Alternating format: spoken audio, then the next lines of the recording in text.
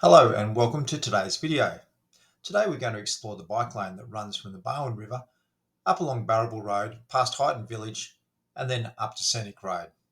It's marked as a cycle lane, but it's not really an ideal cycle lane. So here we are starting along Barrabool Road.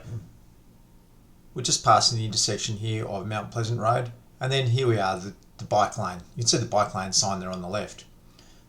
There's access down to the river on the other side of the road, but it's still a bit of an effort to get across the road here and onto this bike lane. This bike lane is not really ideal.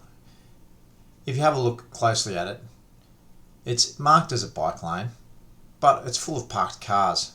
Typical kind of infrastructure where you put a painted line in and then you can tick a box to say, we've made all these bike lanes in town. As we keep riding along here, you'll notice that this lane puts you right in the dooring zone for all those parked cars.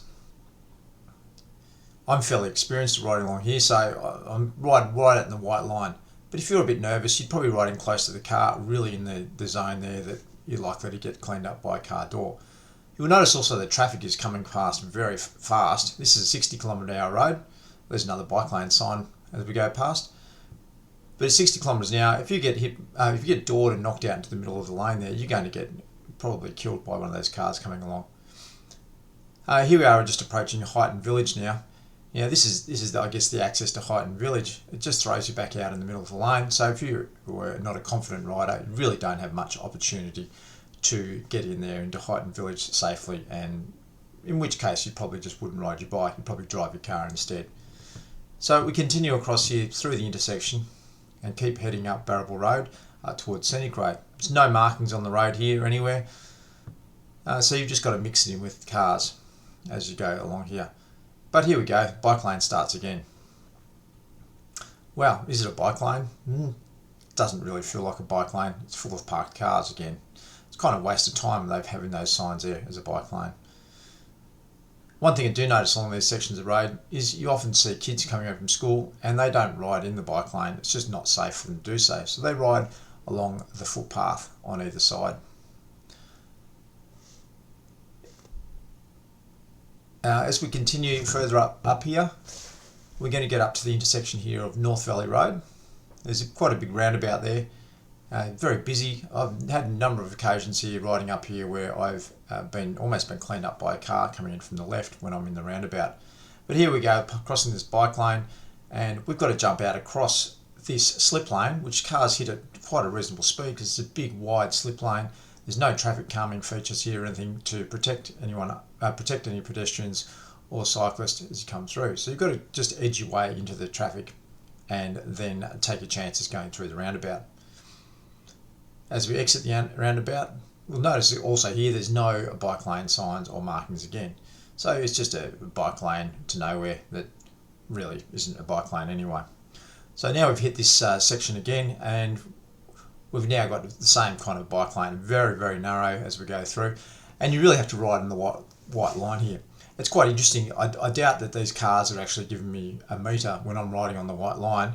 They can't get past with a metre, so then technically probably shouldn't be overtaking me as I'm running through here.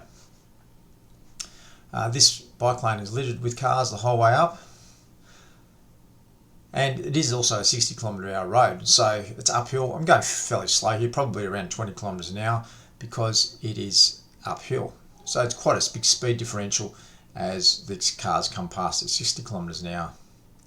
So this to me is not really an ideal lane and really discourages most people from riding.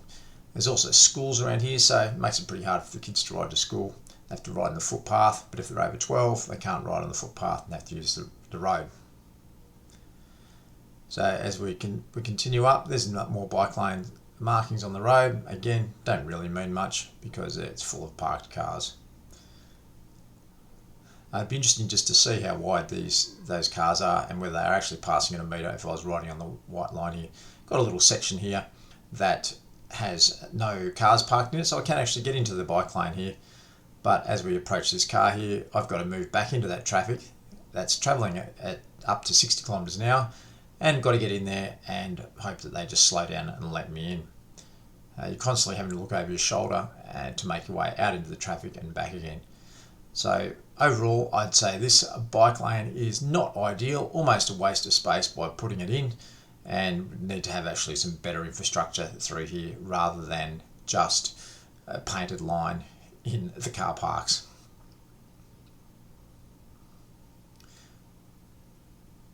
So we'll just continue on here up to the very end, and that will be the end of that bike lane when it hits the roundabout at Scenic Road.